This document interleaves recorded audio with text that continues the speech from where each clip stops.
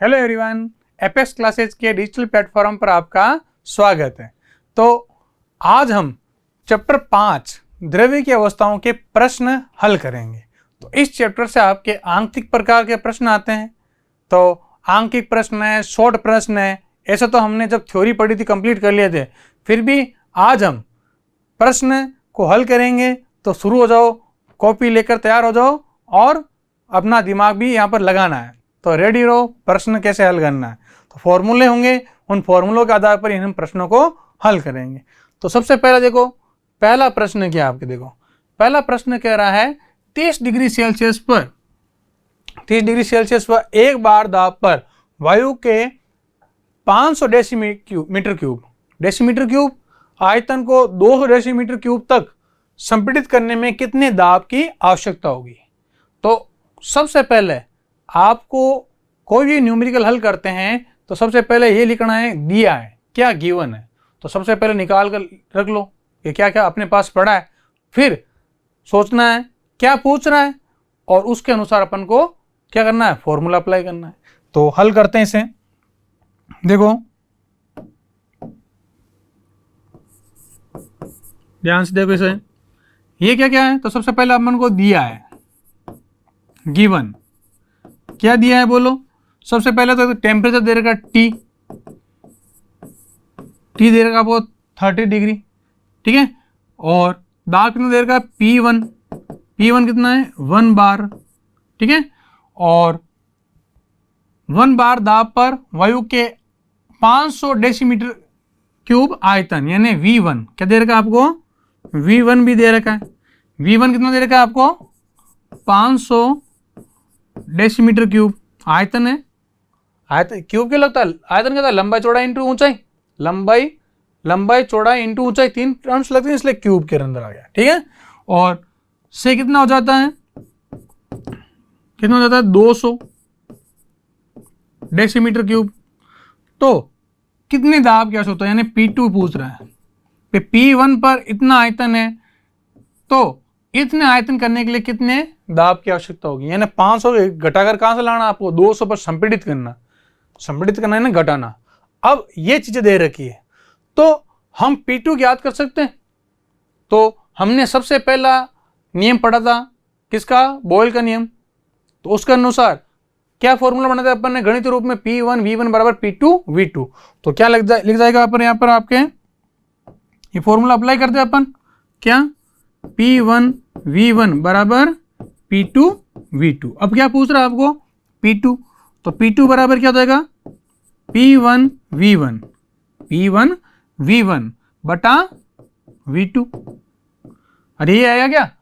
अब तो फिर T का क्या मतलब है, ध्यान रखना यहां पर T का कोई लेना देना नहीं है, ऐसे दे रखा आपके, ठीक है, जरूरत ही नहीं है। तो P1 की वैल्यू रखो, P1 कितना आपका, P1 बोलो कितना है 1 और V1 कितना है 500 और V2 कितना है 200। अरे सिंपल है नहीं है, और इसको हल कर दो, बताओ क्या आंसर आएगा, क्या होगा। 5 में 2 का भाग दिया कितना जाएगा, 5 का कर दो, कितना होगा 2.5। अब P है तो P किसमें चल रहा है आपके बार में, तो क्या मतलब है 2.5 बार। ये इसका क्या हो गया आपका आंसर।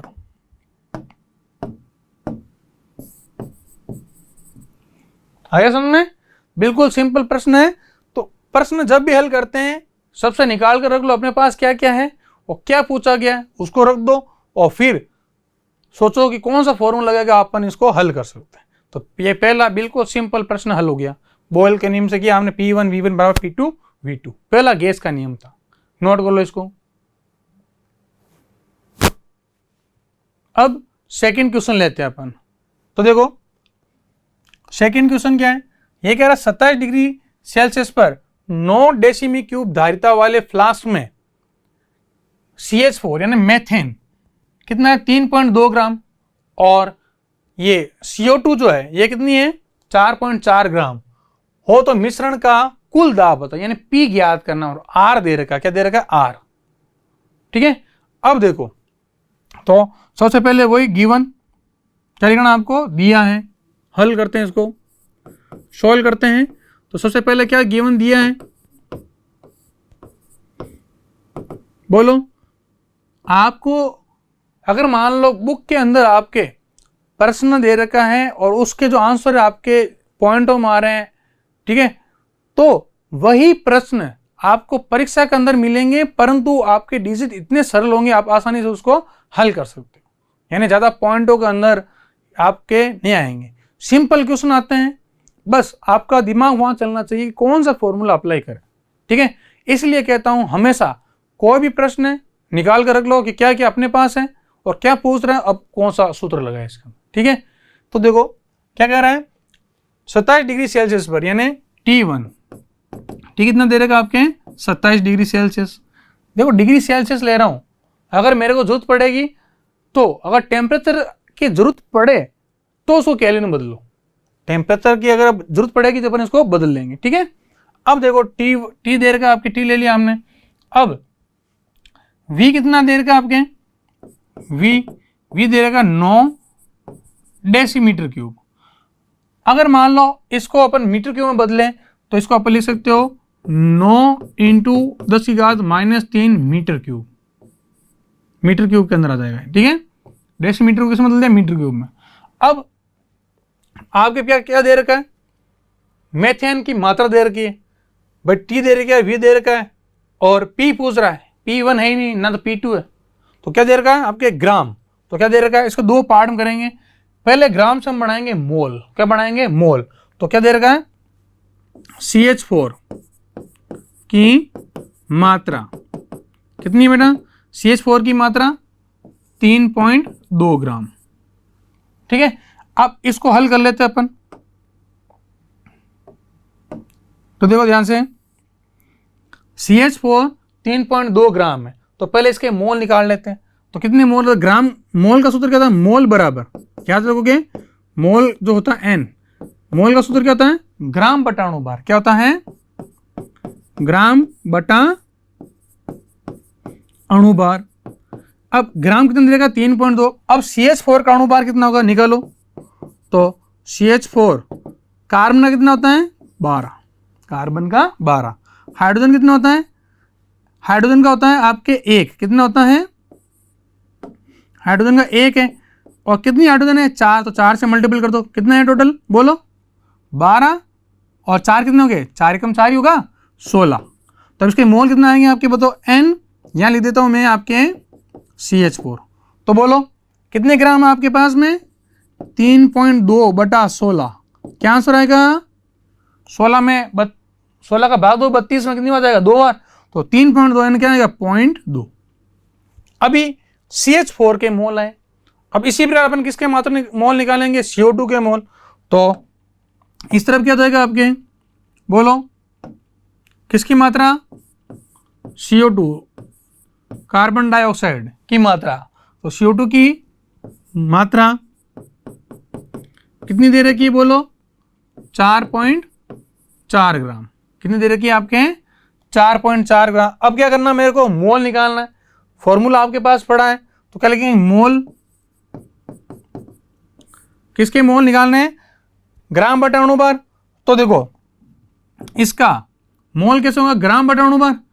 तो अणु भार कितने कैसे निकाले, मोल का फॉर्मूला यहीं से काम ले लेंगे अपन। तो यहाँ क्या लिख देते हैं पहले, ये यहाँ स्टेप में पहुंच जाता है, अपन इसका अणु भार निकालते हैं। तो बताओ CO2 का अणु भार बोलो कैसे निकालेंगे, CO2 कार्बन कितना होता है 12, ऑक्सीजन के एक अणु का कितना है 16, तो क्या होगा, और जितना परमाणु क्रमांक होता है ना उसका जस्ट डबल होता है। कार्बन का परमाणु क्रमांक 6 तो अणु भार 12, ऑक्सीजन का परमाणु क्रमांक 8 तो अणु भार क्या होता है डबल। डबल क्यों होता है, ये होता है आपके प्रोटॉन प्लस न्यूट्रॉन की संख्या होती है ना, A बराबर P प्लस N।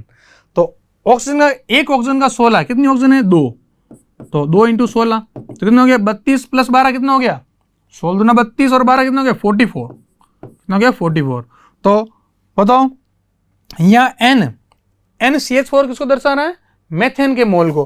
तो यहाँ बनाएंगे अपन किसके हैं CO2 के मोल। तो N CO2 कितनी होगी बोलो, कितनी मात्रा ग्राम, ग्राम कितना है 4.4, अपने क्या फॉर्मूला ग्राम बटा अणुभार, ग्राम कितना है 4.4, अणुभार कितना है 44, बोलो कितना आएगा आंसर 0.1। अब यहां अपन को टेम्परेचर चाहिएगा, ठीक है, क्योंकि अपने पास फॉर्मूला लगाना आपको P1 V1 या यहां अपन फॉर्मूला आदर्श के समीकरण निकाल सकते हैं। क्या पूछ रहा है कुल दाब क्या होगा, तो ये पूछ रहा है आपको P क्या होगा, तो इस टेम्परेचर को आपको बदलना पड़ेगा आप केल्विन के अंदर। तो किससे क्या जोड़े इसके अंदर, तो बताओ क्या करें, इसको हम इसमें क्या ऐड कर दूं मैं, बोलो, इसमें ऐड करेंगे अपन 273, तो कितना आएगा बोलो 27 और 273 कितने हो जाएंगे, 7 जोड़े 80 और 20 300, तो 300 केल्विन आ गया आपका टेम्परेचर। क्यों जरूरत पड़ रही है मेरे को, पिछले क्वेश्चन के अंदर टी रख दिया पर जरूरत नहीं थी तो मैंने नहीं जोड़ा। अब देखो, अब हम क्या करेंगे, इसको हल करेंगे, क्या फॉर्मूला क्या निकालना आपको, कुल दाब निकालना, क्या निकालना आपको कुल दाब। तो कुल दाब के लिए क्या इक्वेशन लगती है बताओ, क्या फॉर्मूला आपके पास में, फॉर्मूला आपके पास है PV बराबर nRT, आदर्श गैस समीकरण है। अब तो कुल n निकाल लो, पहले अपन यहां निकाल लेते हैं कुल n, तो दोनों को जोड़ दो, कितना है 0.2 और 0.1, कितना हो गया ना 0.2 प्लस 0.1 बराबर क्या हो गया 0.3, ये n जो आ गया आपके 0.3 आ गया।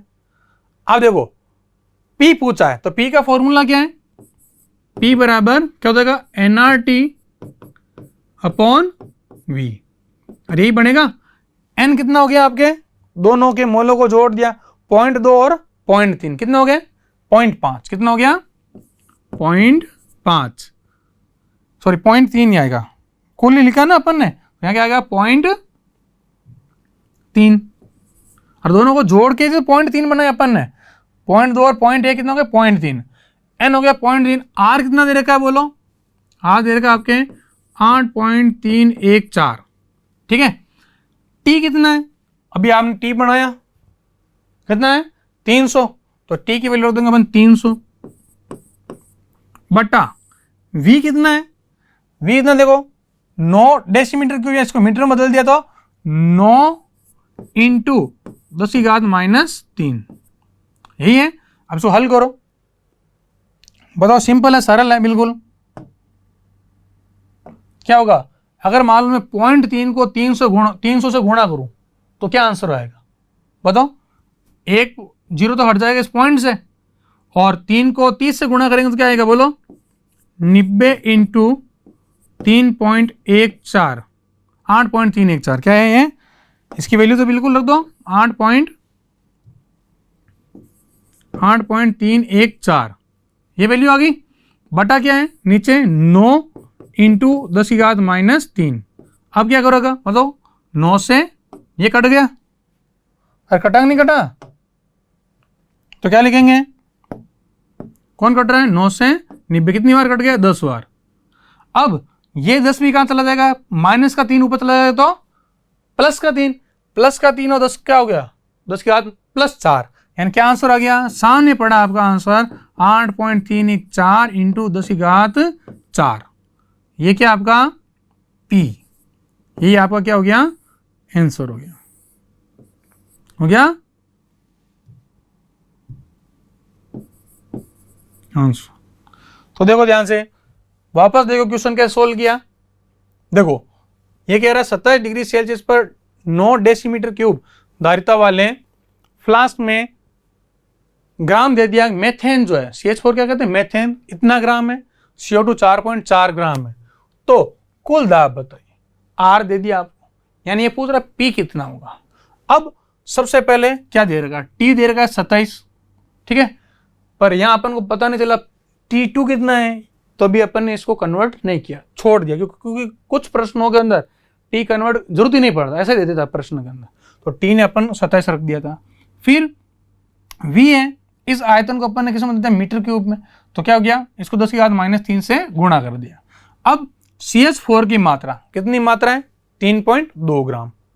अब ग्राम से हम बनाएंगे मोल, क्या बनाएंगे मोल, मोल का फॉर्मूला था ग्राम बटा अणुभार, ग्राम है ना, मोल का था ग्राम बटा अणुभार, तो ग्राम तो 3.2 है।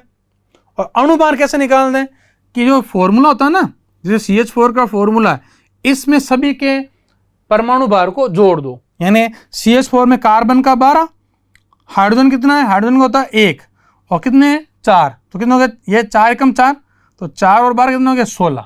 तो क्या फॉर्मूला, ग्राम बटा अणुभार 3.2 बटा 16 यानी कितना हो गया 0.2, यानी पहले मोल आया आपके मेथेन का, किसका आया, मेथेन का। इसी प्रकार अपन CO2 का मोल निकाल लिया, कैसे, मात्रा कितनी दे रखी है 4.4 ग्राम।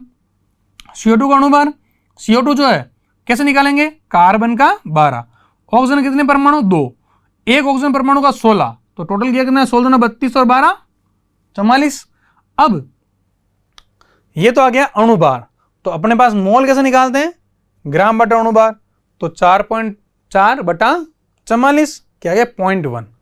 अब हम निकाल लेते कुल मोल, यानी मेथेन भर रखी है और CO2 भर रखी है, तो 0.2 और 0.1 कितना हो गया 0.3, तो n का मान आ गया आपके पास, n आ चुका है ना, कुल मोल क्या है आपका n, ये n आ गया आपका। अब P पूछ रहा है तो क्या करेंगे, P बराबर nRT अपॉन V, n की वैल्यू आपके पास पड़ी है 0.3, R प्रश्न में दे रखा है, T आपने कन्वर्ट कर लिया, अब 27 में 200 तो जोड़ा 300 आ गया, और V आपने ये आयतन लिखा, तो ये फॉर्मूला जब पुट किया इसको बिल्कुल सरल तरीके से ये कट के आंसर आ जाएगा, नोट कर लो इसको, ठीक है। तो ये वे कुछ न्यूमेरिकल। अगला क्वेश्चन देखो, अब कुछ जैसे थ्योरेटिकल क्वेश्चन पूछ लेता कोई, क्वेश्चन है बॉयल ताप किसे कहते हैं, क्वेश्चन क्या है, बॉयल ताप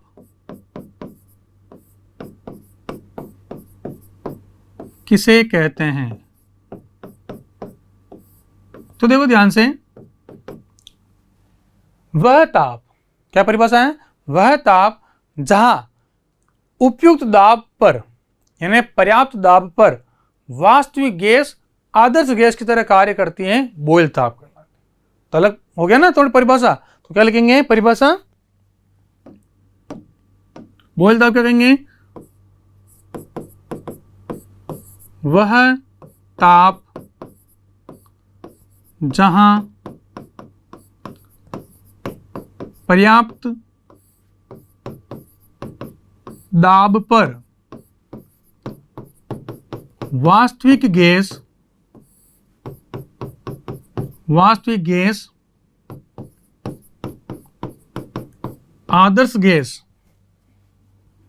आदर्श गैस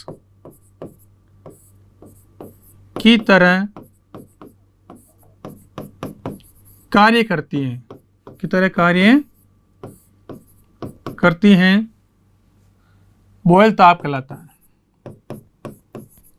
बॉयल ताप कहलाता है।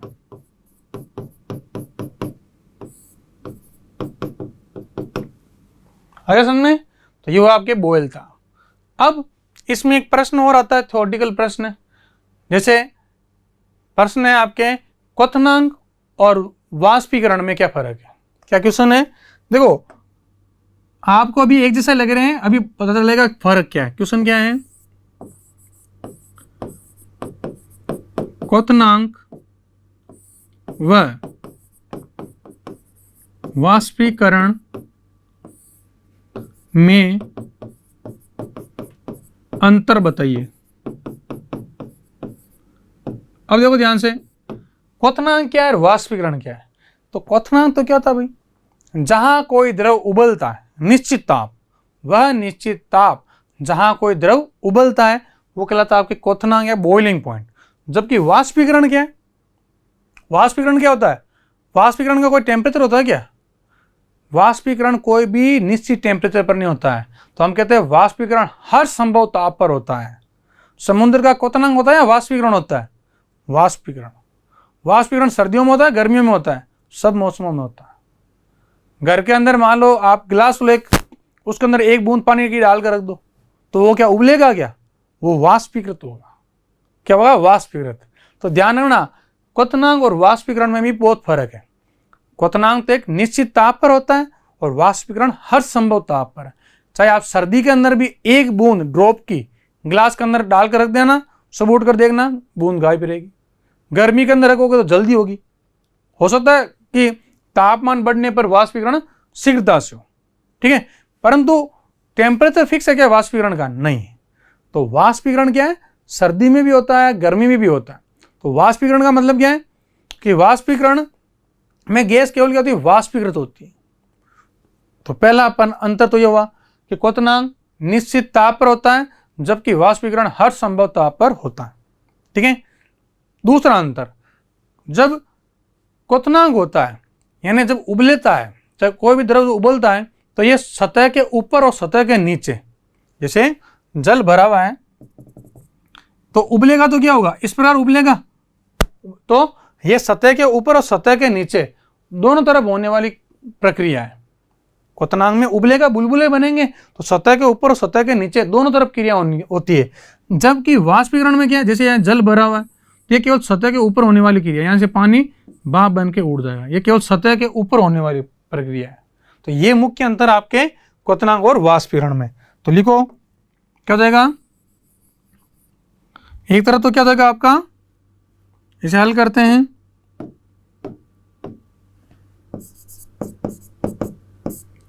तो इधर तो क्या आपका क्वथनांक और इधर क्या आपका वाष्पीकरण।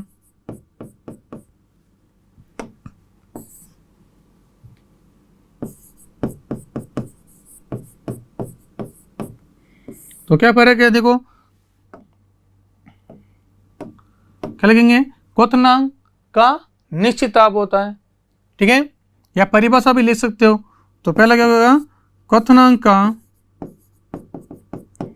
को क्या कहते हैं? Boiling point, BP. क्वथनांक का ताप निश्चित होता है, निश्चित होता है कि भाई जैसे जल लिया तो जल का क्वथनांक 100 डिग्री है, तो वाष्पीकरण अगर 50 डिग्री है तो अभी वाष्पीकरण होगा, 25 डिग्री है तो भी वाष्पीकरण होगा। अभी रूम टेम्परेचर पर मानते हैं 25 डिग्री या 27 डिग्री, तो वहां पर भी वाष्पीकरण होगा, ठीक है, जबकि क्वथनांक 100 पर ही होगा। तो क्या होगा? क्वथनांक बीपी का मान, क्वथनांक का ताप निश्चित होता है, जबकि वाष्पीकरण क्या होता है? हर संभव ताप पर होता है। तो क्या लिखेंगे? यह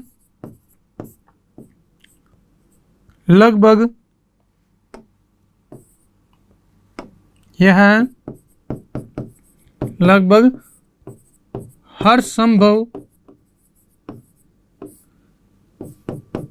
ताप पर होता है।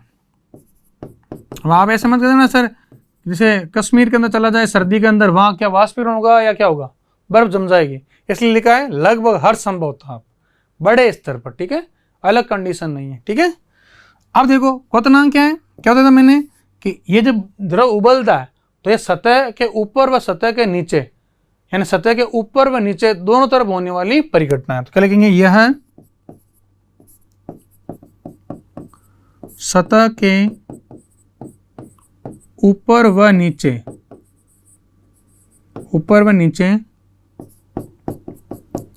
दोनों तरफ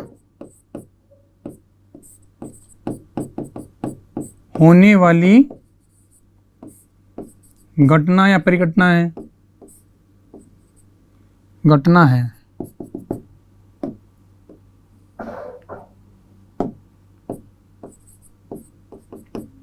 घटना है।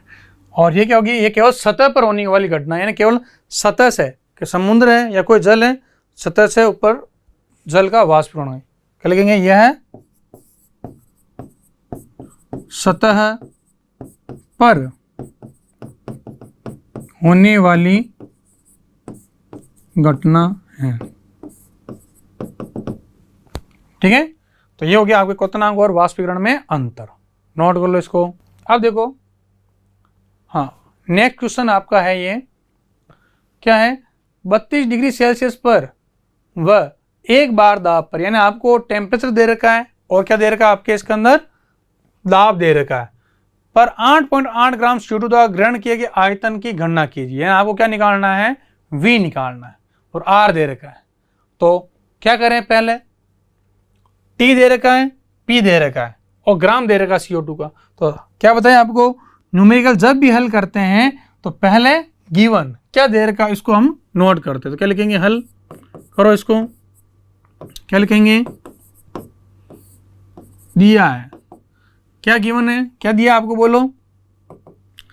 देखो टेम्परेचर टी कितना दे रखा है आपको, 32 डिग्री, 32 डिग्री सेल्सियस है, ठीक है।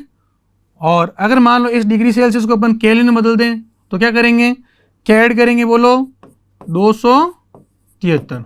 तो कितना हो गया यार, 32 और 273 कितना हो गया, जोड़ो, 5 7 3 10, सुन हंस लग गई, एक क्या होगा, 305 केल्विन। टेम्परेचर हो गया आपके 305 केल्विन। अब क्या कह रहे हैं, P1 कितना दे रखा है, देखो P एक ही है, 1 बार, ठीक है, 1 बार दे रखा है। और CO2 कितना दे रखा है, देखो R दे रखा है, R का अपन यहाँ से यूज ले लेंगे, और CO2 दे रखा है। और क्या पूछा गया आपको, किसकी गणना करनी है, आयतन की गणना करनी है, यानी V पूछ रहा है, या ये कह रहा है आपको V क्या होगा। तो क्या फॉर्मूला लगाया आपके पास, देखो P है, T है, R है और N निकालना पड़ेगा। तो PV बराबर nRT लग जाएगा आदर्श गैस समीकरण से। तो पहले निकालते हैं अपन इसके मोल। तो क्या हो जाएगा बोलो, CO2 की मात्रा कितनी दे रखी है, बोलो CO2 की मात्रा कितनी दे रखी है आपको, 8.8 ग्राम, ठीक है। तो मोल का सूत्र क्या बताया था मैंने, मोल बराबर क्या होता है, ग्राम बटा अणुभार, ग्राम बटा अणुभार। अब देखो ग्राम दे रखा है, अणुभार निकालना है, तो CO2 का अणुभार कितना होगा, CO2 का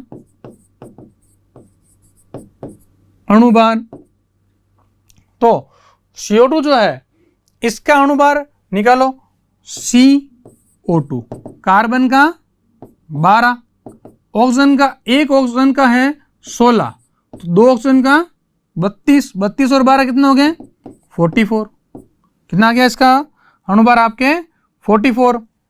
अब इसके मोल निकालो भाई, ग्राम बटा अणुभार करना है ना, तो क्या होगा बोलो,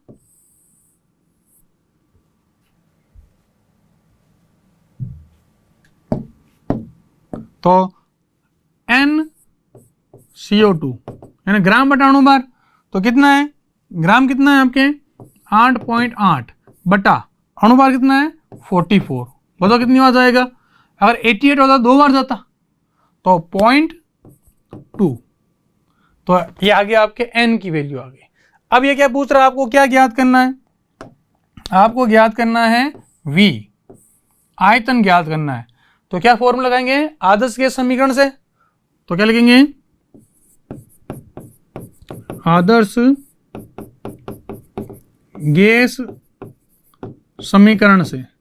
क्या होती है आदर्श गैस समीकरण, PV बराबर nRT, क्या है PV बराबर nRT।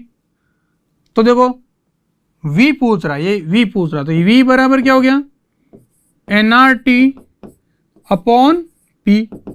बोलो n कितना दे रखा है, निकाला भी आपने, वैल्यू पुट करो सबकी, तो क्या है आपके 0.2 इंटू 0.2, R कितना है प्रश्न में दे रखा आपके 0.082 इंटू T कितना है भाई 305,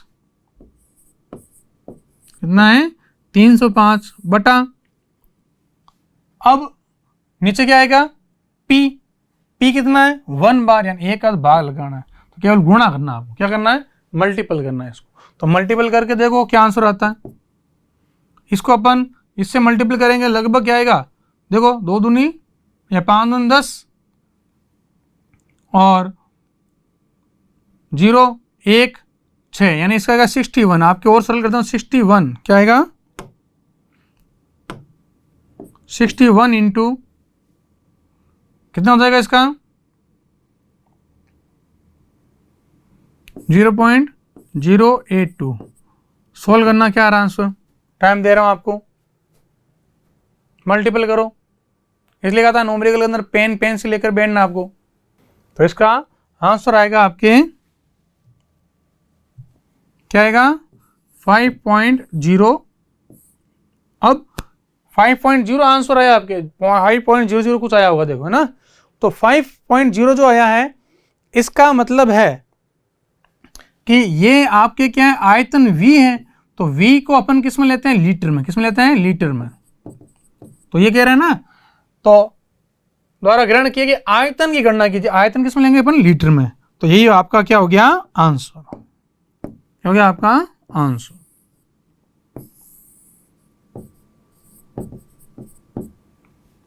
ठीक है, नोट कर लो इसको। सिंपल था, टेम्परेचर बदल दिया, टेम्परेचर को केल्विन में बदल दिया, दाब दे रखा है, आयतन पूछा गया है, मात्रा दे रखी है। तो मात्रा को पहले किस में बदलना है आपको, मोल में। मोल का फॉर्मूला क्या था, ग्राम बटा अणु बार। जो भी आपके गैस दे रखी है या कोई भी अणु दे रखा है तो उसके परमाणुओं को जोड़ लेंगे तो अणु बार आ जाएगा। ठीक है, जैसे बताओ जल का अणु बार कितना है, मेरे को बताना कमेंट करके। H2O जो है ना जल, जिसे अपन क्या कहते हैं, वाटर, केमिस्ट्री भाषा में H2O कहते हैं। ठीक है, उर्दू में पानी कहते हैं। तो H2O का अणुभार आप बताओगे मेरे को, कितना अणुभार होता है H2O का। ठीक है, तो ये फिर अपन ने मोल निकाला, मोल के बाद में ये फॉर्मूला अप्लाई करके V, तो V बराबर nRT अपॉन P। P कितना है, एक बार है, एक बार लेना, ऊपर वाली संख्या को आपको मल्टीपल करना था और आंसर निकालना। नोट कर लो इसको। अब कुछ इसके थ्योरेटिकल क्वेश्चन है, जैसे देखो ध्यान रखना, क्वेश्चन कहता है केल्विन ताप डिग्री सेल्सियस ताप की तुलना में अधिक बेहतर है, क्यों। हम देखा अभी कि जो केल्विन ताप है अपन हमेशा क्या कर रहे हैं, डिग्री सेल्सियस को किस में कन्वर्ट कर रहे हैं, केल्विन ताप पर। तो क्वेश्चन क्या है, क्वेश्चन है केल्विन ताप डिग्री सेल्सियस ताप से अधिक बेहतर है, क्यों। बेहतर है क्यों, या अधिक उपयोगी है क्यों, अधिक उपयोगी है क्यों। इसको आसानी से अपन क्यों कर सकते हैं, इसका यूज क्यों करते हैं, क्योंकि केल्विन जो ताप है इसमें अपन इसका मान ऋणात्मक नहीं होता। तो क्या आंसर लिखेंगे, इसलिए भाई 273 है, 0 डिग्री सेल्सियस है, तो यहां पर आपके केल्विन कितना है, 273 प्रारंभ होता है। अगर मान लो मैं कहूं कि भाई आज सर्दी बहुत ज्यादा है, ठंड होता है, तो ठंड होने पर आपके मान लो आपका टेम्परेचर चला गया -4 डिग्री सेल्सियस, तो केल्विन में कमी है, 4 कम कर दो इसका, बस नहीं। तो केल्विन का मान नेगेटिव नहीं होता, जबकि सेल्सियस का मान नेगेटिव आ जाएगा। और जब अपन इसके कैलकुलेशन करते हैं गणितीय रूप में, तो इसको तो 4 से ही मल्टीपल करेंगे, पर वो आंसर माइनस में आना चाहिए। इसलिए क्या लेते हैं अपन, केल्विन लेते हैं। भाषण में हमेशा हम क्या कर रहे हैं कि डिग्री सेल्सियस को केल्विन में बदल रहे हैं। तो कारण क्या है, केल्विन क्यों लेते हैं, क्योंकि केल्विन का जो मान ऋणात्मक नहीं होता है, जबकि डिग्री सेल्सियस किस में आ गया, माइनस के अंदर आ गया। अगर -273 डिग्री सेल्सियस होता तो जाकर के 0 केल्विन बनेगा आपके, बनेगा नहीं बनेगा। तो क्या लिखेंगे,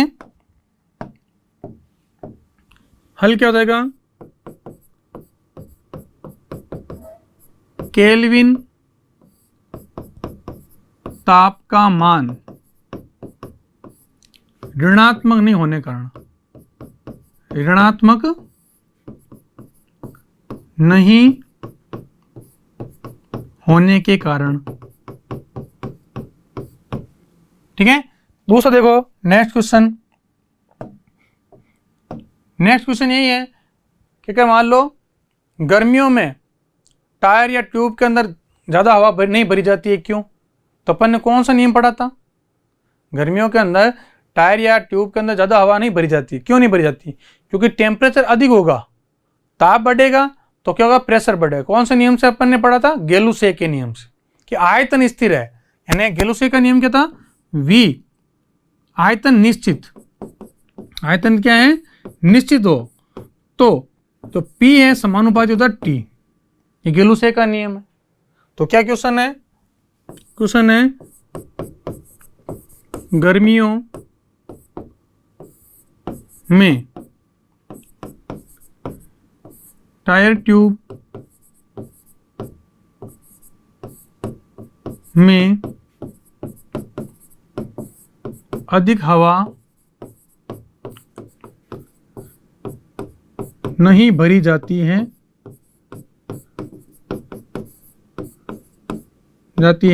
क्यों? तो सीधा ये क्या लिखें कि कौन सा नियम से हो जाएगा? ये कौन सा नियम बताया अभी मैंने? गेलुसेक के नियम से।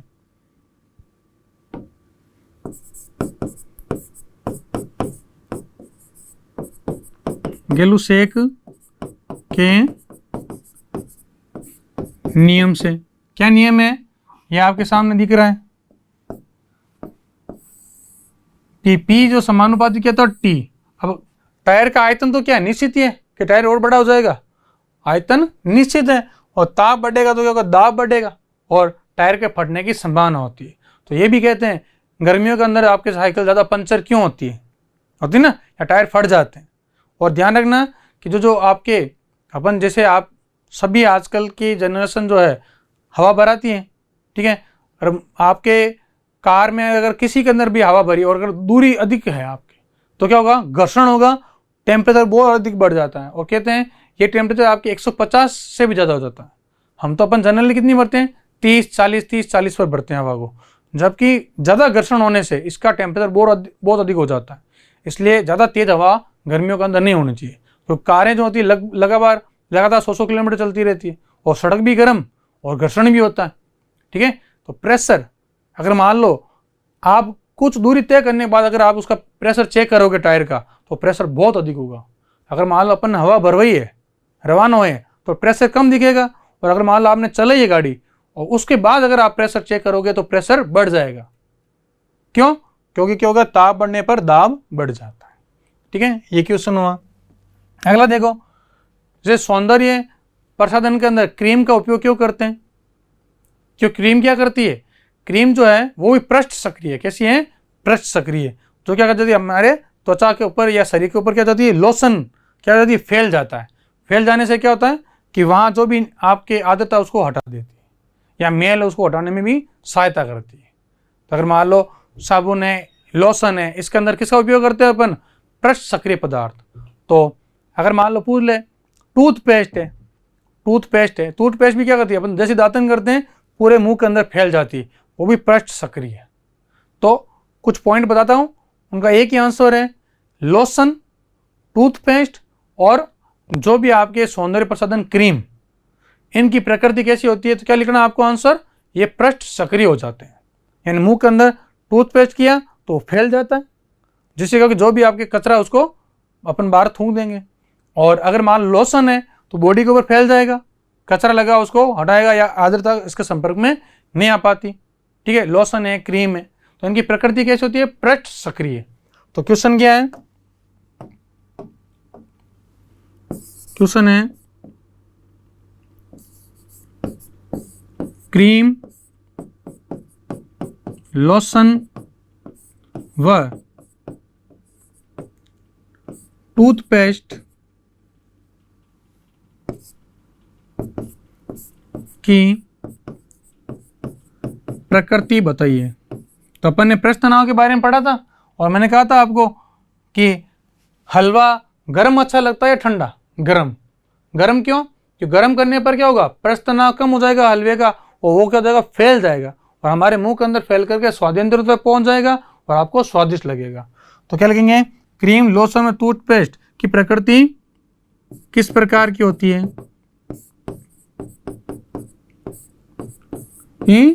होती है।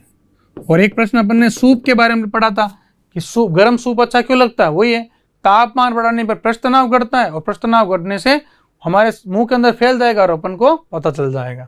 तो इनकी प्रकृति कैसी होती है? तो क्या आंसर लिखना आपको? यह पृष्ठ सक्रिय पदार्थ होते हैं। यह है पृष्ठ सक्रिय पदार्थ होते हैं, ठीक है। और सबका एक ही काम है कि मुंह के अंदर फैल जाना, त्वचा के ऊपर फैल जाना, जिससे मुंह के अंदर फैलने के बाद क्या होगा, अपन जैसे वापस उसको थूकेंगे तो क्या होगा, जो कचरा होगा, गंदगी बाहर निकल जाएगी। ठीक है, तो ये प्रश्न है कुछ आपके। तो अगला प्रश्न आपके हैं, परम शून्य ताप पर गैस का द्रवीकरण संभव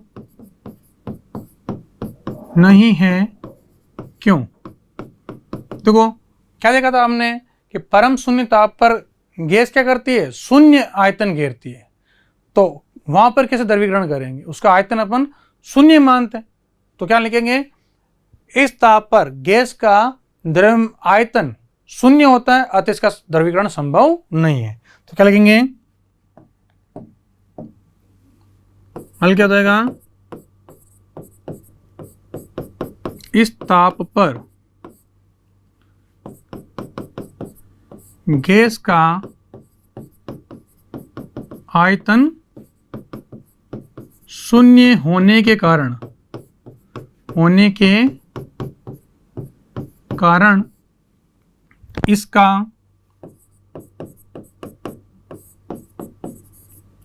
द्रवीकरण संभव नहीं है। तो हमने कुछ शॉर्ट क्वेश्चन और आंकिक प्रश्नों को हल किया है। तो देखो आज के लेक्चर में हमने चैप्टर 5 द्रव्य की अवस्था के आंकिक प्रश्नों व कुछ शॉर्ट क्वेश्चनों को भी हल किया है। तो इस चैप्टर से आपके प्रश्न श्यानता के मात्रक पूछे जाएंगे, इनके ताप के प्रभाव पूछ जाएंगे, कोई नियम पूछ ले जाता है, आरेख पूछ ले जाता है, यानी शॉर्ट टाइप के क्वेश्चन भी आते हैं और आंकिक प्रश्न भी आते हैं। तो हमने कुछ फॉर्मूलों को देखा, उनको अप्लाई किया। तो इस पर हमारा ये चैप्टर संख्या 5 यहाँ समाप्त होता है। Thank you. सब्सक्राइब करें हमारा Apex Classes Edutech YouTube channel, साथ ही बेल आइकन को क्लिक करना बिल्कुल ना भूलें, ताकि आगे आने वाले सभी यूट्यूब वीडियोस की अपडेटेड नोटिफिकेशंस सबसे पहले आपको मिले। Apex Classes Edutech, subscribe now.